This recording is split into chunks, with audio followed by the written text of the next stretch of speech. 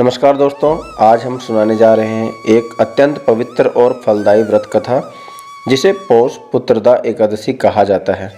यह एकादशी केवल एक व्रत नहीं बल्कि उन माता पिता के लिए एक आशा की किरण है जो संतान सुख की कामना करते हैं और उनके लिए भी जो अपने बच्चों के उज्जवल भविष्य, लंबी आयु और अच्छे संस्कारों की प्रार्थना भगवान विष्णु से करते हैं।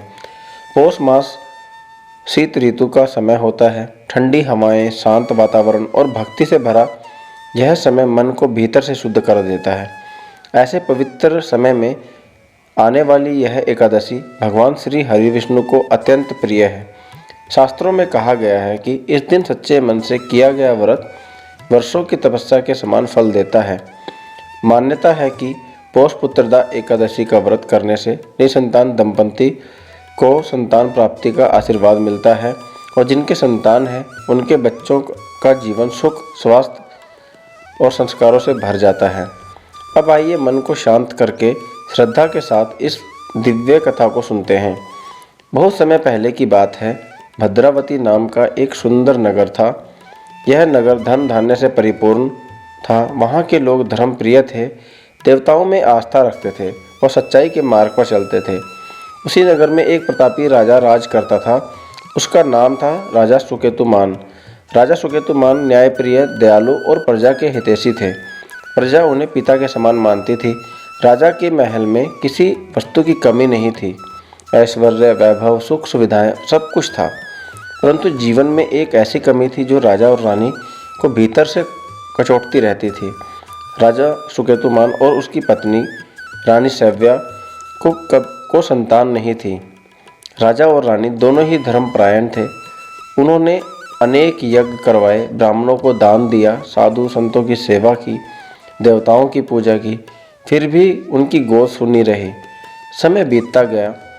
राजा का मन दिन प्रतिदिन अधिक व्याकुल रहने लगा।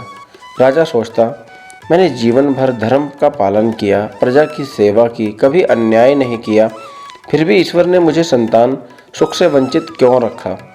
रानी सैव्या का दुख तो और भी गहरा था। जब वह महल की खिड़की से बाहर देखती और माताओं को अपने बच्चों के साथ खेलते देखती तो उसकी आंखों से आंसू बहने लगते। वह चुपचाप भगवान से प्रार्थना करती, हे प्रभु, यदि इस जन्म में मुझसे कोई भूल हुई हो तो मुझे क्षमा करें। मुझे केवल एक संतान का सुख दे दीजिए। एक दिन राजा ने अपने मंत्रियों और गुरुओं को बुलाया।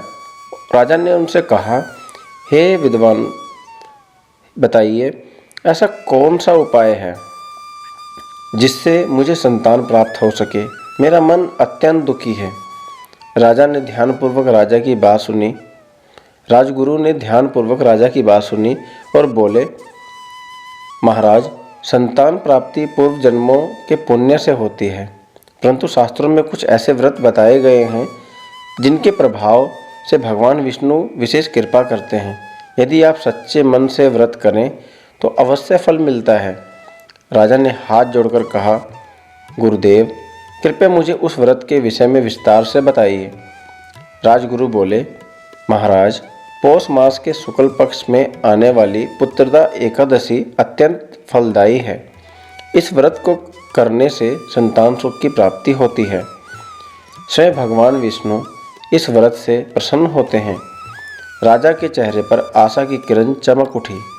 उन्होंने उसी क्षण निश्चय किया कि वे इस एकादशी का व्रत पूर्ण श्रद्धा से करेंगे। एकादशी का दिन आया। राजा और रानी ने ब्रह्म मुहूर्त में स्नान किया, स्वच्छ वस्त्र धारण किए। महल में भगवान विष्णु की सुंदर मूर्ति स्थापित की गई। चारों ओर दीप जलाए गए। धूप दीप की सुगंध से वातावरण पवित्र हो गया। राजा और रानी ने निर्जल व्रत रखने का संकल्प लिया। उन्होंने पूरे दिन भगवान विष्णु के नाम का स्मरण किया। ओम नमो भगवते वासुदेवाय मंत्र का जाप किया। भूख प्यास की ओर ध्यान नहीं दिया। उनका मन केवल प्रभु में लीन रहा। रानी सैव्या ने हाथ जोड़कर प्रार्थना की, हे जगत के पालनहार, हे श्री हरि, यदि हमसे कोई अपराध हुआ हो तो क्षमा करें, हमें संतान का सुख प्रदान करें। हम आपके चरणों में सदा मस्तक रहेंगे। रात को जागरण किया गया। विष्णु सहस्त्र नाम का पाठ हुआ। भजन कीर्तन से महल गूंज उठा। राजा और रानी की आंखों से आंसू बह रहे थे, परंतु वे आंसू दुख के नहीं बल्कि श्रद्धा और आशा के थे। एकादशी की रात जब सब सो गए तब भगवान विष्णु स्वयं राजा के सपने में प्रकट हुए। उनका तेजस्वी रूप देखकर राजा कांप उठे और तुरंत उनके चरणों में गिर पड़े। भगवान विष्णु ने मधुर स्वर में कहा, राजन, तुम्हारे व्रत और भक्ति से मैं अत्यंत प्रसन्न हूँ। तुम्हें शीघ्र ही एक तेजस्वी पुत्र की प्राप्ति होगी जो धर्मात्मा होगा और तुम्हारे वंश का नाम रोशन करेगा। इतना कहकर भगवान अंतर्धान हो गए। सुबह जब राजा की आंख खुली तो उनका हृदय आनंद से भर गया। उन्होंने रानी को सपने की बात बताई। रानी की आंखों में खुशी के आंसू छलक गए। कुछ समय बाद रानी साहिबा गर्भवती हुई। पूरे राज्य में खुशी की लहर दौड़ गई। 9 महीने बाद रानी ने एक सुंदर, स्वस्थ और तेजस्वी पुत्र को जन्म दिया। राजा ने उनका नाम धर्मकेतु रखा। राजा और रानी समझ गए कि यह सब पौष पुत्रदा एकादशी व्रत का ही फल है। उन्होंने उस दिन को जीवन का सबसे पवित्र दिन माना।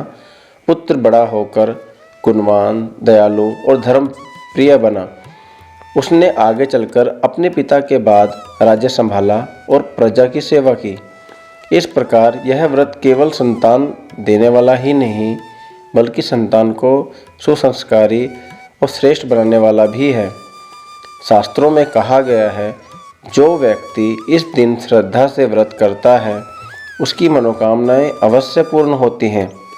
जिनके जीवन में संतान है, अपने बच्चों के लिए यह व्रत अवश्य करना चाहिए।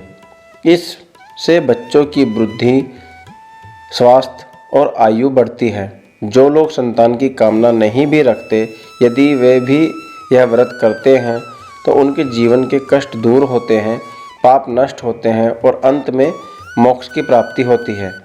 अब संक्षेप में इस व्रत का भाव भी समझ लीजिए। इस दिन प्रतिदिन स्नान करके भगवान विष्णु की पूजा करें, तुलसी दल अर्पित करें, पीले फूल चढ़ाएं, ओम नमो भगवते वासुदेवाय मंत्र का जप करें, यथासंभव उपवास रखें। अगले दिन द्वादशी को व्रत खोलें और ज़रूरतमंद को दान दें। अंत में हे भक्तों, पौष पुत्रदा एकादशी हमें यह सिखाती है कि सच्ची श्रद्धा, धैर्य और विश्वास से भगवान अवश्य कृपा करते हैं। जब मन शुद्ध हो और उद्देश्य नेक हो तो ईश्वर कभी निराश नहीं करते। यदि आपको यह पवित्र कथा पसंद आई हो, यदि इससे आपके मन को शांति मिली हो तो कृपया इस कथा को अपने परिवार और मित्रों के साथ साझा करें। वीडियो पूरा देखने के लिए आप सभी का बहुत बहुत धन्यवाद। भगवान विष्णु आप सभी पर कृपा बनाए रखें। जय श्री हरि।